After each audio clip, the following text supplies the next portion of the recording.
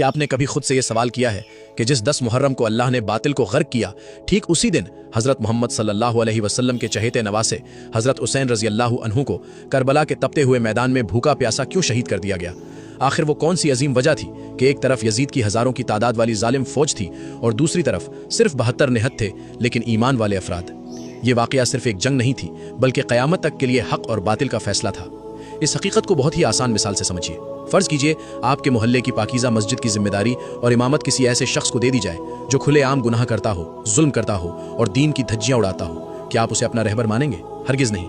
یزید کا معاملہ بھی بالکل یہی تھا۔ وہ ایک فاسق شخص تھا جو تخت پر بیٹھ کر پورے معاشرے اور دین اسلام کی شکل بگاڑنا چاہتا تھا۔ وہ چاہتا تھا کہ حضرت حسین رضی اللہ عنہ اس کے ہاتھ پر بیعت کر لیں، یعنی اس کی حکومت کو قبول کر لیں۔ لیکن حضرت حسین رضی اللہ عنہ جانتے تھے کہ اگر آج انہوں نے یزید کے آگے سر جھکا دیا تو قیامت تک کے لیے اسلام میں ظلم اور گناہ کو جائز مان لیا جائے گا۔ کربلا کا واقعہ کوئی ایک دن کی بات نہیں تھی۔ 7 محرم کو حضرت حسین رضی اللہ عنہ اور ان کے خاندان کا پانی بند کر دیا گیا۔ ذرا تصور کیجئے کربلا کے اس تپتے ہوئے صحرا کا جہاں معصوم بچے پیاس سے تڑپ رہے تھے۔ 10 محرم کی صبح جب آخری جنگ شروع ہوئی تو ایک ایک کر کے حضرت حسین رضی اللہ عنہ کے بھائی، بھتیجے، بھانجے اور بیٹے حق کی خاطر اپنی جان قربان کرتے چلے گئے، یہاں تک کہ 6 مہینے کے معصوم علی اصغر کو بھی پانی کی جگہ تیر کا نشانہ بنا دیا گیا۔ اور پھر وہ عظیم منظر آیا جب حضرت حسین رضی اللہ عنہ خود میدان میں اترے۔ جسم پر ان گنت زخم تھے، پیاس کی شدت تھی، لیکن جب نماز کا وقت آیا تو انہوں نے تلواروں کے سائے میں اللہ کے حضور سجدہ کیا اور اسی سجدے کی حالت میں انہیں شہید کر دیا گیا۔ انہوں نے اپنا سر کٹانا قبول کیا لیکن باطل کے آگے سر جھکانا قبول نہیں کیا۔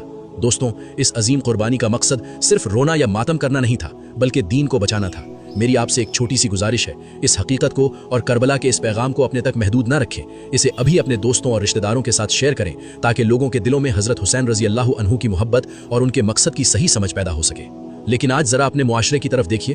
ہم کربلا کی بات تو بہت کرتے ہیں لیکن کیا ہم حضرت حسین رضی اللہ عنہ کے راستے پر چل رہے ہیں؟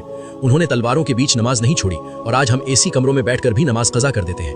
ہم نے محرم کو صرف کچھ رسموں اور رواجوں تک محدود کر دیا ہے۔ کچھ لوگ اسے منحوس مہینہ سمجھنے لگے ہیں، شادیاں نہیں کرتے۔ یاد رکھیے، اسلام میں کوئی دن منحوس نہیں ہوتا۔ کلچر کی ملاوٹ نے ہمارے عقیدے کو کمزور کر دیا ہے۔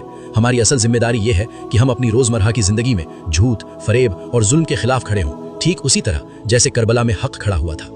اے اللہ، ہمیں حضرت حسین رضی اللہ عنہ جیسی ہمت عطا فرما، ہمیں نمازوں کی پابندی کرنے والا بنا اور ہر مشکل میں حق کا ساتھ دینے کی توفیق عطا فرما۔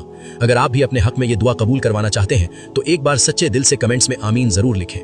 اللہ کی شان دیکھیے کہ آج دنیا یزید کا نام لینا بھی پسند نہیں کرتی، لیکن حضرت حسین رضی اللہ عنہ کا ذکر آج بھی ہر دھڑکتے ہوئے دل میں زندہ ہے۔